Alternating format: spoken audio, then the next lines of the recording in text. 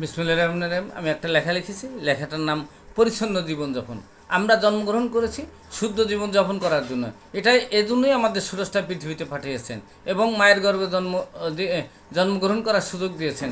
এই মানুষ হিসেবে জন্ম নেওয়া প্রাণী জগতের মধ্যে একটা মহা পুণ্যের কাজ, মহাপুণ্যের পাইয়েই আমরা মানব জাতি হিসাবে জন্মগ্রহণ করছি।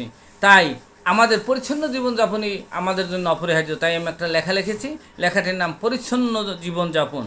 পরিচ্ছন্ন উপার্জন, পরিচ্ছন্ন ভোজন, পরিচ্ছন্ন জীবনযাপন, বিশুদ্ধ রক্ত সঞ্চালন, স্ত্রীর আদর্শ সন্তান জন্মগ্রহণ, সন্তান হবে সুসন্তান, পরিবার হবে সম্মানজনক শান্তির অবস্থান।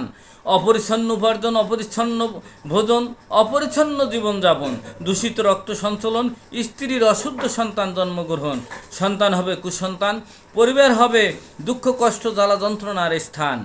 করো পরিচ্ছন্ন উপার্জন, পরিচ্ছন্ন ভোজন, পরিচ্ছন্ন জীবনযাপন, যৌবনকাল বৃদ্ধকাল পরকালে সর্বকালে হবে শান্তিময় জীবন। এটা এজন্য লেখক চা বিক্রেতা গোলাম মওলা শিকদার এজন্যই আমাদের জন্মগ্রহণ, মানব জাতির জন্মগ্রহণই এই সুন্দর স্বাচ্ছন্দ্য জীবনযাপনের জন্য এবং মানুষের শেখানোর জন্য। ধন্যবাদ।